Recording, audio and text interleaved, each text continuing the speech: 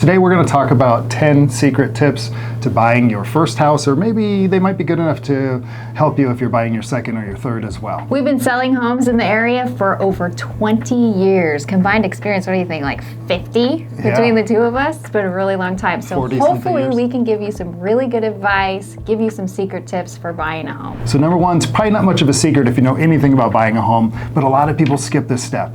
You need to get pre-qualified for a mortgage. You need to understand the numbers a little bit. Getting pre-approved is going to help you figure out exactly what your budget is, how much you can afford per month, and it's going to help you stay on track for finding the home that you can afford, that you love, so you don't get distracted by all the things that you might not be qualified for, which I've seen that happen before too. It's going to keep you focused. So when most people go to purchase a house, they are very focused on the price, but they're not always focused on what that means for them in a monthly payment. So it's also going to do that for you as well. It's going to give you an idea of what am I going to be obligated to do every month for a payment. Secret number 2 is make a separate list of your absolutely must-haves, separate from your want-to-haves. That will keep you organized and on track so you're not distracted by all the dream home ideas with your first home process. A lot of people will go and just expect that they can get everything, and that's pretty rare if you think about it. Usually there's one or two things. Maybe the house doesn't have air conditioning, but the air conditioning can be easily added. And we'll see people make the mistake all the time of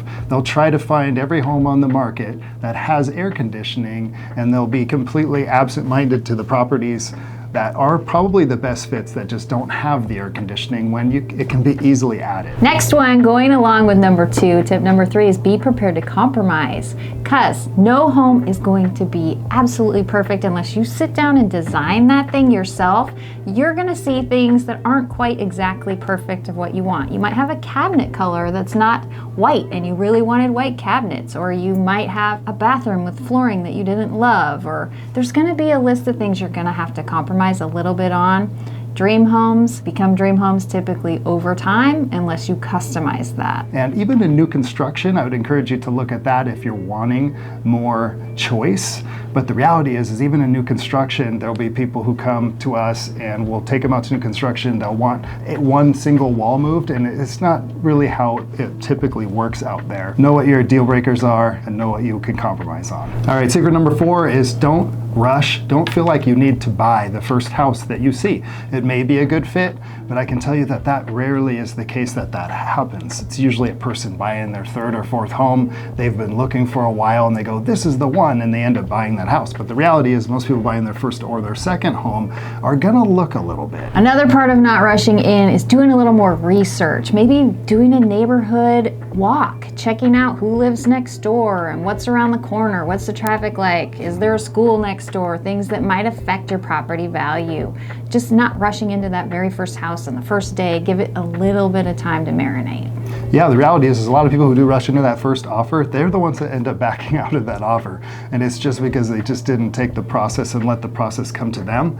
On the flip side of that, I would encourage you to not be the person who goes in line with number 2 or 3 that just looks at endless houses. Because the reality is that perfect one, the idea of that perfect one, usually doesn't exist. Tip number 5 is to be flexible if you possibly can on when you close. Reason being, your home that you really love might have a seller that needs to build a home on the other side, and maybe they have 2 more months before that house is finished, or there's something they need to get out of the house for right away. They're closing tomorrow on something else. So if you can be as flexible as possible on your side, it's going to open you up to a little more negotiating on other things. On the flip side of that is being flexible also sometimes is being okay with closing a little early. So you might be trying to buy a house that a seller has already moved out of, and they want to cash out as soon as possible. And if you're with a lender that can get you to that position where you can close a little sooner, maybe you're coming from out of town. We do this all the time where we will help somebody close before they come to the area. And because the seller wanted that, and it made the offer look better. So know what you're up against, what you're competing with, but being flexible in the closing date is a really good tip. Next secret, do not, please, under any circumstances, skip a home inspection. Even if the house is new, and I can tell you, we have endless stories. New homes, pre-owned homes, old homes. Sometimes the home's only a few years old and we still run into countless issues from people that skipped a home inspection. Again, it doesn't happen too often when we have clients because we encourage them to take that step. It's usually between $400 and $600. And you're making a purchase that's literally $2, $3, $5, sometimes $1 million. So you're gonna wanna be fully comfortable spending that $500. Yeah, I had a client a couple years back who decided they were gonna do their home inspection on their own. They assured me that they knew what they were doing and that there wasn't going to be a problem, and they're very handy and they do this kind of thing all the time. Of course, we encourage them to do the right thing and get a home inspection done by a professional, but they decided to keep going forward on their own. And a couple months after they moved in, they realized their entire attic space was infested with beetles. They started falling out of the ceiling. So it was such a mess. And, of course they got it cleaned up, but oh my gosh, that would have saved them thousands of dollars had they known ahead of time. Secret number 7 is understand the market you're buying in. Take the time, do your research, do your due diligence is what we call it. It's very important to know all about the area you're looking into and what the market looks like for that particular area. Yeah, what's the forecast? Is it expected to appreciate at a national average rate? What has happened leading up to your purchase? Is the value of the home, is it priced correctly? I mean, all of these things are major factors. Are you getting a deal on the house? Do you really know if you're getting a deal? Sometimes a home that's $600,000, just because it's priced at $600,000 does not mean it's worth $600,000. It could be worth $525,000 and you're paying over by $75,000. So understand the market.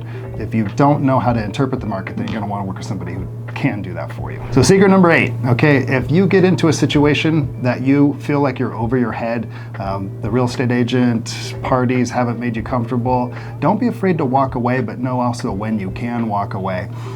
When you're are the buyer, a lot of the times you are protected by a lot of different things in the agreement. So don't walk away because of cold feet, but if you do get a sense of anxiety about it, be honest with your realtor and don't be afraid to walk away. Yeah, what I would say is there's several layers to negotiating in this process. And it's not just the first point where you're trying to figure out the price and maybe some closing costs if that's a part of the deal or not. There's also the inspection process that you go through. So if you're not getting the home that you want at the price you want and getting some of the things you want in this type of market, you can definitely negotiate that stuff. And if it's not working out, just move on to the next house. Secret number 9 is finding a great real estate agent. All the things, all the secrets that we've already talked about up to this point, a good realtor is going to teach you all of these things and going to help you figure them out. You're not going to be out there hanging trying to do this all by yourself. They're going to do their job and push you through the process the correct way. Now, hiring a great real estate agent, obviously looking online, looking at reviews. Sometimes, I'll tell you, you're gonna see a lot of great reviews for people because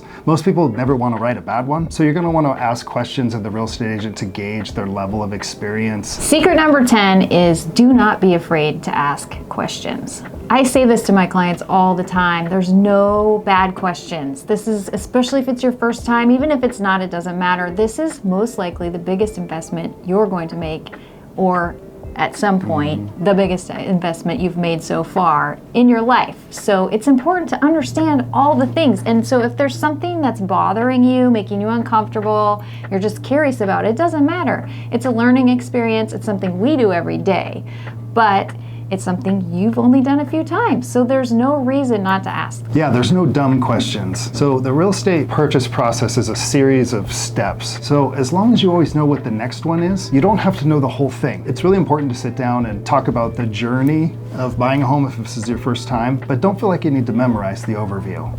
It's somewhat of a complicated process, but if you always know the next step, you should feel more comfortable. So if anything, just say, hey, what's the next step? If the realtor's not telling you in advance what the next one is, just clarify if there's anything needed from you. That should bring some comfort as you move through the steps. So if you're watching this, you want to go deeper, you need a little more information on buying a home, or if you want some of the stuff that's a little more basic, do us a favor, check out our channel. We have a buyer's playlist there. Some of the titles are how we saved our real estate buyers $70,000 on a home purchase, buying a house for beginners, how to buy your first home. So there's a lot on there for you to check out and get some value from. Every week we help people that are interested in real estate or have questions about real estate, whether it's in our area or anywhere in the United States. We can definitely help. So check out the links below and description below, and if you want to reach out to us, we'll be happy to help. Yeah, a lot of times we're exchanging emails with some of you folks that are out there in YouTube land, jumping on Zooms, things like that, you can find really helpful if we want to go deeper about real estate.